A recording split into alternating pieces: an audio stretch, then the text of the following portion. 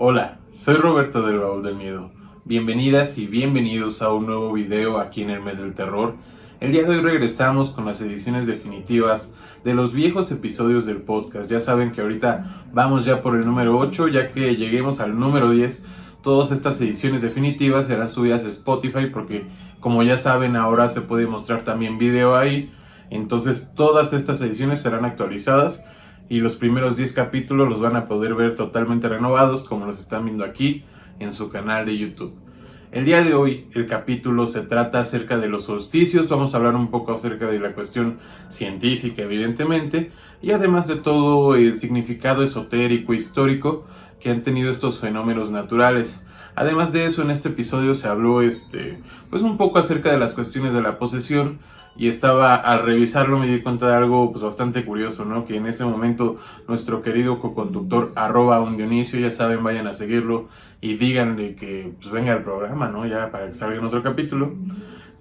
Comentan, pues esperemos que pronto nos manden una anécdota de posesiones.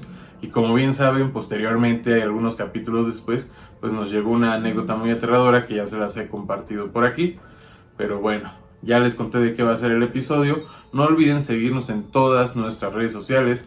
Estamos en YouTube como El Baúl del Miedo Investigación Paranormal, en Facebook como El Baúl del Miedo, en Instagram como @El Baúl del Miedo Oficial y en todas las plataformas de podcast como El Baúl del Miedo. Si tú, que estás atrás de la cámara, el que me estás escuchando, quieres mandarnos tu anécdota de terror para que aparezca aquí en el programa, ya sabes que también tenemos un correo, el baúl del miedo investigación @gmail.com, en donde puedes mandarnos tus anécdotas, fotografías, videos y todo lo que quieras que pasemos aquí en el baúl del miedo. Sin más que decirles, vamos allá. Bienvenidos a El Baúl del Miedo. Bienvenidos a otra emisión del podcast del Baúl del Miedo. Ya vamos con la 8ª. Y el día de hoy vamos a hablar acerca de dos temas pues bastante interesantes, diría yo. Distintos pero interesantes. Pero como siempre no me encuentro solo.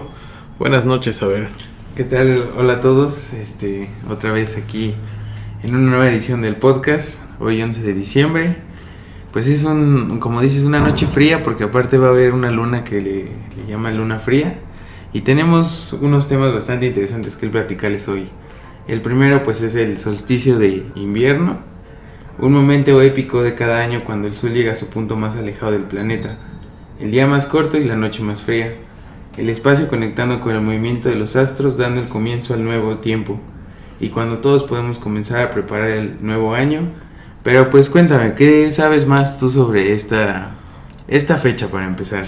Pues yo creo que para comprender un poco más acerca de esta, es necesario remontarnos a épocas antiguas, ¿no?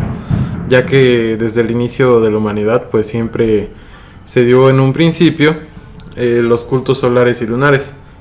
En específico, pues ahorita vamos a hablar más acerca de los cultos solares, ya que se supone que toda esta travesía que era el solsticio de invierno y el solsticio de verano, pues que son totalmente opuestos, ¿no? Como dices tú, una es la noche más larga y la otra es el día más largo. Entonces se supone que esta marcha que hace el sol alrededor de todo el año pues representa muchísimas cosas, desde el sol invictus de los romanos hasta cuestiones que ya sabían nuestros antiguos habitantes de México, todas estas culturas prehispánicas. De hecho estábamos viendo un video justamente hoy acerca de un solsticio, ¿era de verano o de invierno? Ahí sí no recuerdo, creo que era de invierno, ¿no? Sí, es esa época. Entonces no recuerdo el youtuber, la verdad, pero se supone que este señor se iba a grabar siempre cuando habían como fenómenos astronómicos y todo eso. E incluso cuenta que en la punta del cerro donde hacen sus ritos todavía hay una piedra que se supone tiene la forma original de lo que... del Popo de Iztaccíhuatl. Entonces, pues sí es...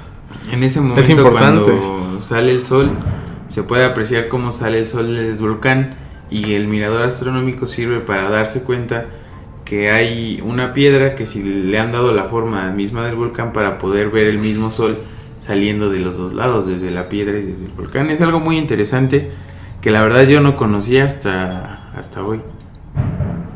Y sí, como te digo, siempre tiene connotaciones más allá de lo que vemos a simple vista, ¿no? Porque a simple vista pues nosotros podemos ver eso, ¿no? Que sí son cambios que se notan en cuanto a lo que percibimos. Pero más allá de eso, como te digo, lo importante es también tomar en cuenta toda la representación esotérica, incluso que ha tenido a lo largo de la historia toda esta cuestión. Como bien les comentábamos, pues ya la parte del Sol Invictum, de los romanos o griegos, no recuerdo. Y también ese mismo recorrido que deben de tener o tienen todos los seres vivos. O sea, normalmente a qué nos invitan este tipo de fechas, más allá de celebrar tal cual con, no sé, una fiesta, es más un tiempo de reflexión, ¿no? En el solsticio de verano, pues obviamente es el punto más grande, digamos que en cuanto a calor, a luz, a día, pero el solsticio de invierno precisamente refleja cuando el sol, digamos, que se va escondiendo, ¿no? O que muere de alguna manera. Pero nuevamente, como el ciclo que es, vamos de nuevo al solsticio de verano y nos demuestra que no, que el sol no murió, que siempre estuvo ahí y revivió. Pero tú, ¿qué tan importante o hasta qué punto de nuestra sociedad crees que haya impactado todos estos cultos solares? Porque yo creo que hasta la fecha, pues muchísimas incluso de las fechas que consideramos para santos o cuestiones eclesiásticas, pues están muy relacionadas con toda esta cuestión estas fechas, de la Tierra, ¿no? Del Sol y los astros y todo. Pues es muy interesante, así como tú lo dices, que todas las culturas tienen su parte de hacer el rito al sol. No sé, podemos ir desde ejemplos como la Navidad, que fue más como un invento de Roma para celebrar el cumpleaños de Jesucristo. Igual aquí en la cultura precolombina se manejaba el nacimiento de Huitzilopochtli. Entonces todas estas deidades solares como que tienen su mismo nacimiento en las mismas fechas, y es algo muy interesante porque se podría considerar hasta como cuestiones paganas al principio, porque la iglesia no lo aceptaba. Al final todos los otros dioses nacen el mismo día que su dios. Incluso pues eso es interesante porque aquí te menciono varios que están relacionados incluso con la fecha ahorita del de invierno. Por ejemplo, Cristo, Mitra, Horus, Cronos, Dionisio, Huitzilopochtli, entre muchos otros. Sí, claro. Es muy padre como tomar en cuenta estas fechas como, pues como dices, no una celebración como tal, pero sí momentos de renovación, de reflexión de cada uno, ¿no? También esa parte de que tienes más como posibilidades de conectarte contigo mismo, porque aparte son vacaciones, son épocas en las que te reúnes con personas que no ves durante todo el año. Y a colación dentro de lo que estamos diciendo de que hay que ver más allá, dentro de estas fechas también suele usarse mucho en algunos corrientes la frase de INRI. Para la Iglesia Católica pues obviamente INRI es Jesús de Nazaret, Rey de los judíos, pero en cuestiones más esotéricas y sobre todo en estas fechas, y tomando en consideración que todos estos vienen o provienen de cultos solares, la traducción que se utiliza en este tipo de corrientes va así: Igne natura renovatur integra, que dice, o bueno, que se traduce como por el fuego se renueva íntegramente la naturaleza. Y que nos recuerda precisamente ese ciclo que nosotros no vamos a detener, ¿no? Hasta incluso en las mismas plantas, tú ahorita que estás en tu curso puedes verlo, ¿no? Tienen un ciclo de vida. Sí, claro, es hasta las épocas para cosechar y todo eso. Los frutos tienes que cosecharlos durante todo el año, porque estas épocas son cuando todo se renueva, no vas a tener tanta cosecha como tienes todo el año. Ajá, y sobre todo en el solsticio de invierno, pues igual habla mucho acerca de eso, del recogimiento, y sobre todo, como dices tú, en cuestiones antiguas como lo era las cosechas y las siembras y todo eso, también les ayudaba porque sabían que en esta época, como era frío, pues obviamente, como dices, no iba a haber muchísima cosecha, no iba a haber muchos frutos disponibles. Entonces pues tenían que aprender también ellos a guardar las cosas, a saber distribuirlas. Exacto, como dicen en Game of Thrones, ¿no? El invierno se acerca. Y aparte es una época padre porque desde la antigüedad pues sí era como que el momento de guardar más la comida. Y estaba yo leyendo que pues también era la época del año donde se destapaba el vino y la cerveza para poder tomarse en estas fechas que no había tanta producción. E incluso hay cervezas que son hechas solo por monjes o cuestiones así, ¿no? Sí, por ejemplo, igual la Nochebuena, ¿no? Que nada más la venden en cierta época del año. Incluso como les comentaba, también hay que ver mucho el lado esotérico que tiene el solsticio, e incluso se relaciona con un logro místico que es la inmortalidad. Y uno de los neoplatónicos conocidos, que es Porfirio, lo escribió en la Cueva de las Ninfas. Esta parte se las voy a leer de una página llamada Pijama Surf, que yo creo que mucha gente ya ha llegado a leerla. Pero bueno, aquí nos comentan o nos dicen que algunos de estos teólogos consideran a Cáncer y a Capricornio como dos puertos. Platón los llama las dos puertas. De ellas afirman que Cáncer es la puerta a través de la cual las almas descienden, y Capricornio aquella a través de la cual ascienden, y cambian una condición material por una condición divina del ser, que precisamente sería como ese recorrido a la inmortalidad, ¿no? Cáncer de hecho está al norte y adaptado al descenso, pero Capricornio está al sur y acomodado para el ascenso. Y así es, las puertas de la cueva que mira hacia el norte tienen gran portento, el cual se dice que es previo al descenso del hombre, pero las puertas del sur no son las avenidas de los dioses, sino de las almas ascendiendo a los dioses. Bajo esta consigna el poeta Homero no dice que sea en el pasaje de los dioses, sino de los inmortales. Dicha apelación es común a nuestras almas, ya sea en toda su esencia o en particular en una porción excelsa, son denominadas inmortales. Entonces vemos que va más allá de que sí, el sol va a ser una representación simbólica, ¿no? Pero también tú como hombre tienes que entrar y vivir esta celebración. Incluso, pues tú ahorita nos vas a hablar un poco más, pero los romanos también celebraban estas fechas. Pues sí, ellos los tomaban como las Saturnalias, que eran las fiestas dedicadas a Saturno. Y en esto se preparaban banquetes y se abolían temporalmente las clases sociales. Y los señores llegaban hasta servir a sus esclavos. Como dices, una época de renacimiento en la que pues todos somos iguales y se sigue manteniendo esa tradición de fraternidad, de familiaridad con las demás personas que te rodean, ¿no? Empiezas a formar vínculos también por las fechas, que las posadas y todo eso. Entonces pues ayuda a crear como decía al principio, una nueva manera de empezar el año. Y sí, es uno de los fenómenos más bellos que vamos a poder encontrar tanto en manera gráfica, visual, que es algo que sí podemos notar nosotros, percibir, como también lo es todos estos significados ocultos que van más allá de lo que normalmente conocemos.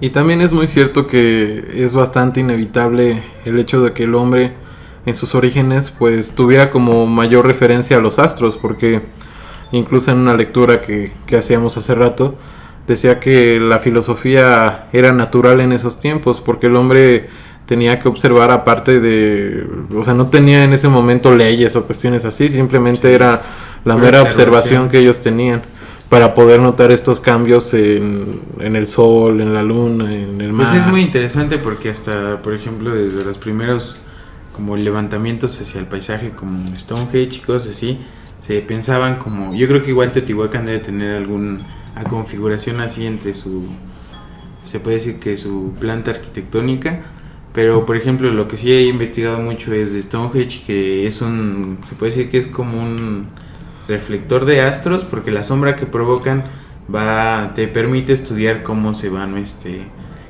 moviendo. De acuerdo a eso es la transición que hace el sol del verano al invierno, cuando empieza a cambiar la sombra de las proyecciones de las construcciones. Igual, pues para terminar con este tema y empezar a la segunda parte del podcast, muchas gracias a los que nos siguen escuchando. Ya saben que pueden ponernos lo que quieran en los comentarios, si quieren hablar de un tema, platicarnos o mandarnos algo, pues ahí está todo nos pueden localizar. Y pues para finalizar con este tema, pues hablar un poco de Grecia igual, como decías, las fiestas a Dionisio, y pues era muy interesante. De hecho no se sabe mucho sobre esta deidad, hasta Nietzsche es el que más ha investigado sobre esta deidad, perdón.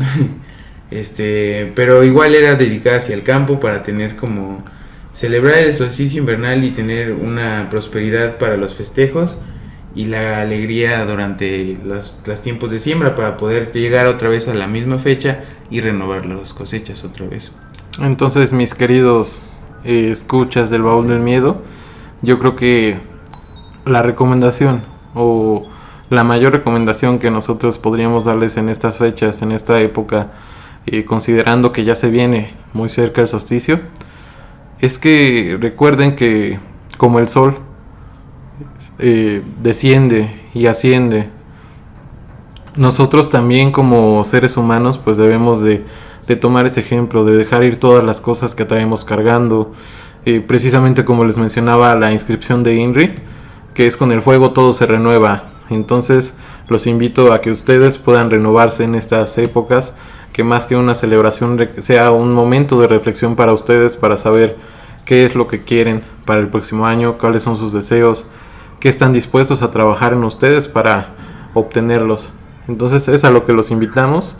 Y antes de pasar al siguiente tema, que es bastante interesante igual, que son las posesiones, no mencionamos en un principio que recuerden seguirnos en nuestras redes sociales. Estamos en Spotify como El Baúl del Miedo, en YouTube como El Baúl del Miedo Investigación Paranormal, y también pueden encontrarnos en Facebook como El Baúl del Miedo. Y recuerden que, como les comentaba, si quieren escribirnos ya puede ser en los comentarios de YouTube, o también está el correo de contacto, que es el baúl del miedo investigación @gmail.com, en donde nos pueden mandar ustedes archivos, fotos o cualquier recomendación de tema que ustedes deseen. Pero bueno, hablemos acerca de las posesiones. Para empezar, ¿qué es una posesión? Seguramente ustedes pueden darse ya una idea acerca de lo que es un exorcismo, porque pues han salido bastantes películas que tratan el tema quizás de alguna manera pues muy Hollywood. Pero lo que es cierto es que las posesiones pues sí son un tema bastante real y verídico. E incluso dentro del Vaticano hay una escuela para aprender a hacer exorcismos. Hay personas como el padre José Antonio Fortea que han dedicado su vida entera al estudio de la demonología, de cómo realizar este tipo de exorcismos, y tienen casos documentados, pero realmente es bastante complejo el poder llegar a dictaminar qué es una verdadera posesión. ¿Por qué? Porque nos vamos a la historia, nos remontamos a tiempos lejanos. Uno de los casos más conocidos es el caso de Anneliese Michel, que precisamente en este se basó la película de El exorcismo de Emily Rose. Pero ¿qué es lo importante acerca de este caso? Porque pues yo creo que la mayoría ya vieron esta película. Pero aquí lo importante es que desde esta época se empezaron a crear nuevos reglamentos en esto. ¿Por qué? Porque en este periodo pues a ella le realizan un exorcismo sin siquiera haberle practicado antes algún tipo de examen psiquiátrico.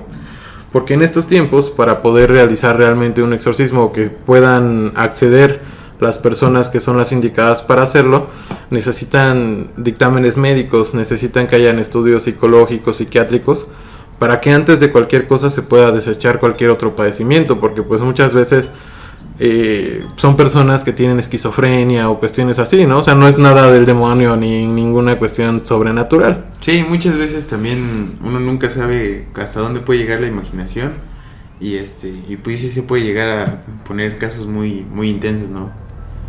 Sí, incluso esta chica, Anneliese Michel, murió un año, o sea, duró un año teniendo esta, digamos que de cierta manera, enfermedad. Porque pues aquí yo creo que realmente, a pesar de que incluso pues ustedes pueden buscar en YouTube, hay documentos donde está su voz, donde hay incluso fotos de ella mientras le realizan los exorcismos. Aquí yo creo que el problema fue ese, ¿no? Que no hubo un estudio previo para determinar si era una posesión o era alguna cuestión mental. Y muchas veces, si no es una verdadera posesión, pues obviamente imagínate una persona que tenga todo este tipo de problemas mentales, lo metes en una situación así, porque pues un exorcismo no es nada bonito, ¿verdad? O sea, realmente es una experiencia que yo creo que nadie quisiera pasar, y que sí es bastante, tiene un impacto emocional y espiritual muy fuerte sobre las personas a las que le son practicados. Sí, claro. Y aparte, saber tratar con un caso así, ya sea esquizofrenia o algo más paranormal, sí tiene que ser alguien preparado, que por lo menos conozca el tema, ¿no? Y pues sí, incluso si nos vamos a la definición de lo que puede ser un exorcismo, no solo se realizan a personas, también pueden haber objetos, áreas completas, casas, que pueden estar conteniendo diversos espíritus o entidades malignas, y se tienen que hacer esto para poder expulsarlas del lugar. Pues muchas veces ya ves que incluso se recomienda, cuando adquieres tú una nueva casa, que la mandes bendecir, ¿no?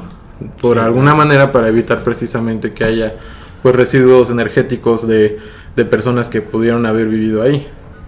Otro de los casos de exorcismos más conocidos de toda la historia, pues es precisamente el exorcismo de Roland Doe, que es un tema que ya hemos tratado en el Baúl del Miedo en YouTube.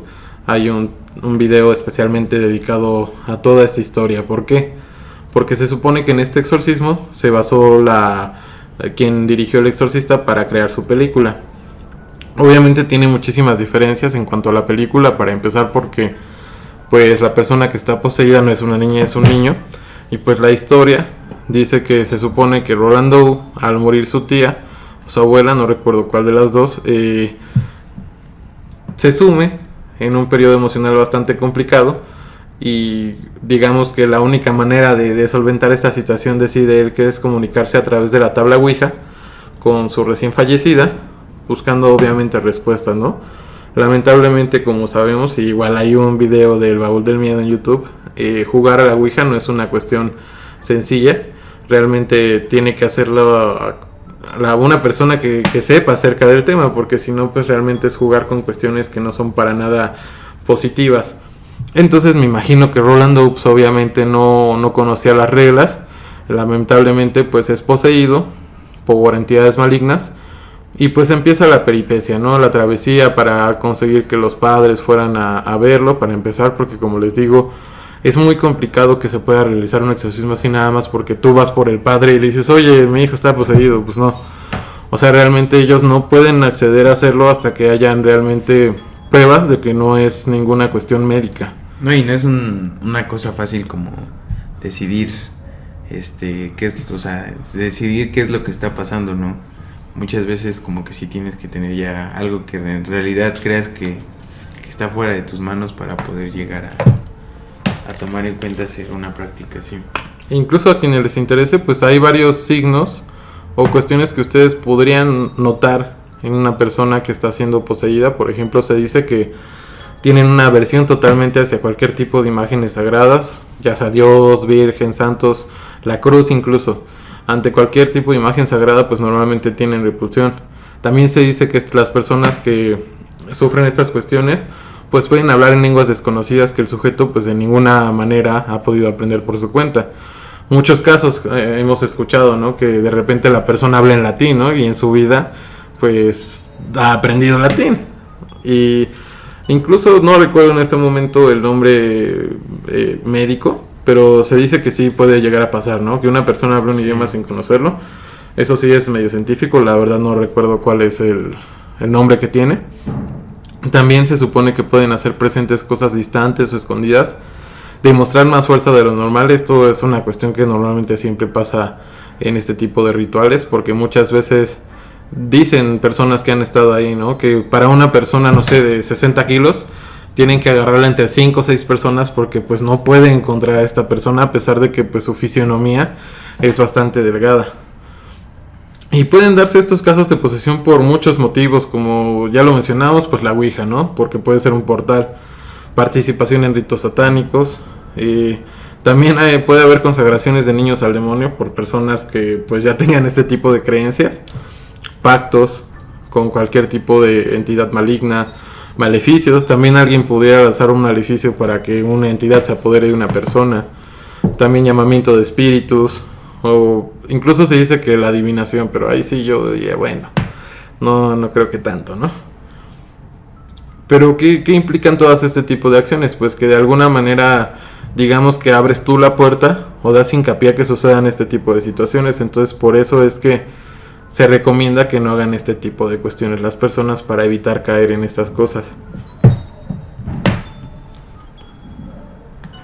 Incluso a pesar de que ustedes crean que ya es una cuestión que quizás no es tan común en nuestros tiempos, nos vamos a las noticias y se nos dice, nos dice la Arquidiócesis de México que están saturados de trabajo, porque son muchísimas las personas que siguen llegando por estas cuestiones, pero lamentablemente pues la mayoría de los casos no son tomados. ¿Por qué? Porque incluso se dice que el porcentaje de casos de posesión que son reales es de un 2%. O sea, realmente sí es bastante sui generis que sea realmente un caso verdadero de posesión. Y como un dato muy importante que yo les quiero compartir, si quieren saber un poco más del tema, como ya les hablé al principio, del sacerdote José Antonio Fortea, pues es uno de los exorcistas más conocidos a nivel mundial. Realmente tiene libros bastante interesantes y que si les interesa pues pueden ir a darles una leída. El más importante o el más conocido pues es el de Summa Daemoniaca. Este libro es un tratado de demonología y un manual para exorcistas. La obra analiza el mundo de los demonios, el estado de condenación, la relación de los espíritus caídos entre ellos mismos, e incluso con los ángeles, con los humanos y también con Dios. En la segunda parte del libro se centra sobre todo en lo relativo a los fenómenos demoníacos, cómo discernir si alguien está poseído, cómo realizar un exorcismo, incluso los fenómenos poltergeist, que también son bastante comunes en las casas, así como fenómenos más extraños e inusuales pues que le ha tocado a él presenciar, contando que es un sacerdote con muchísimos años de experiencia y particularmente en ese tema.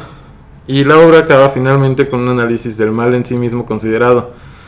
Y yo diría que esta parte final pues constituye la parte más filosófica de todo el tratado, porque todo lo demás pues digamos que son lineamientos, cuestiones, pero la parte final de la obra es ya la cuestión filosófica acerca del mal, del bien. Y les dejo este libro como una recomendación bastante buena si quieren adentrarse más en este tipo de conocimiento. Y pues es muy interesante lo que nos comentas. La verdad yo sí no he conocido muchos casos de exorcismos o posesiones, y no, también es un tema en el que esté muy letrado en ello, pero es muy interesante cómo pues sí se presenta, ¿no? Es algo que en la actualidad sí llegamos a tener varios casos aquí en el país, y está interesante, y pues esperemos algún día tengamos la oportunidad de que nos platiquen alguna experiencia cercana a eso, ¿no? Sí, estaría muy padre que si ustedes, escuchas del Baúl del Miedo, han tenido alguna experiencia cercana a este tipo de casos, pues puedan hacernos llegar ya sea material o su experiencia, pues va a ser muy bien recibida. Incluso no sé si has llegado a escuchar acerca del caso del poltergeist de Enfield. Es una de las investigaciones de los Warren, pero lo interesante acerca de este caso, que igual ya lo pueden encontrar ahí en YouTube, en un video hablo un poco más acerca de ello, y por eso no voy a ahondar tanto, sino en lo que les quiero comentar. En una parte de esta historia, digamos que hay una persona que comete un asesinato, pero digamos que la manera en que su abogado o defensor estaba intentando defender a la persona era diciendo que estaba poseída, a pesar de que las pruebas que remitió eran pues de alguna manera convincentes.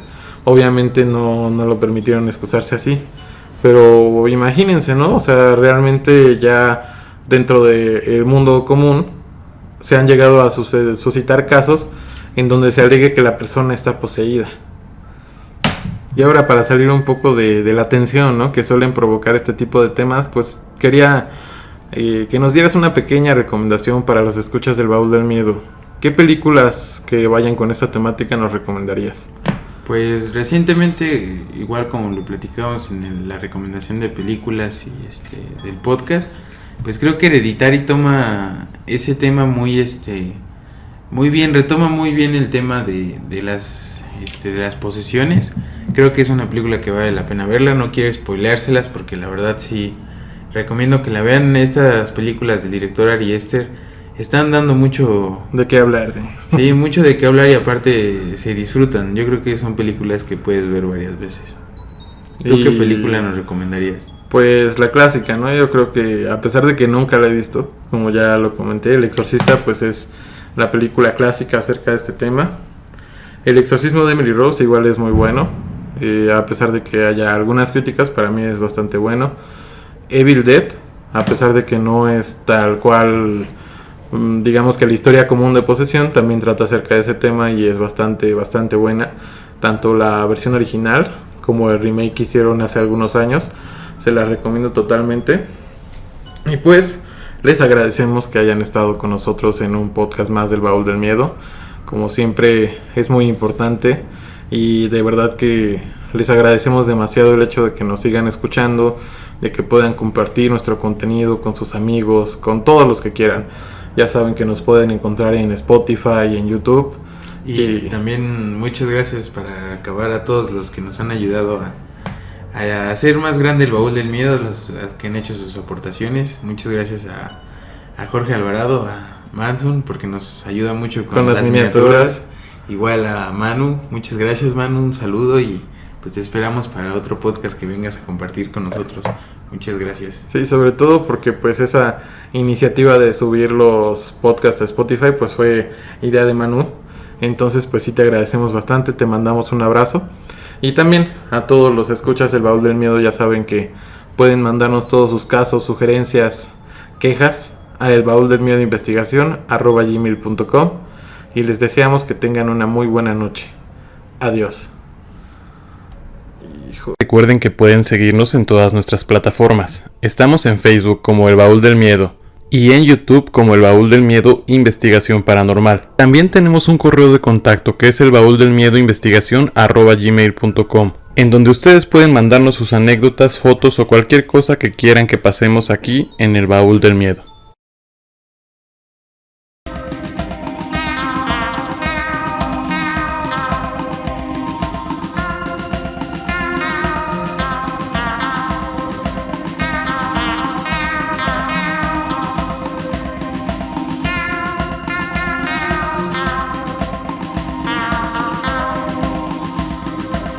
Es el baúl del miedo, donde encontrarás misterios, anunnakis, reptilianos, masones, illuminatis y muchas cosas más. Este es el baúl del miedo, donde encontrarás misterios, anunnakis, reptilianos, masones, illuminatis y muchas cosas más. Ven a disfrutar del baúl del miedo. Ven a disfrutar del baúl del miedo.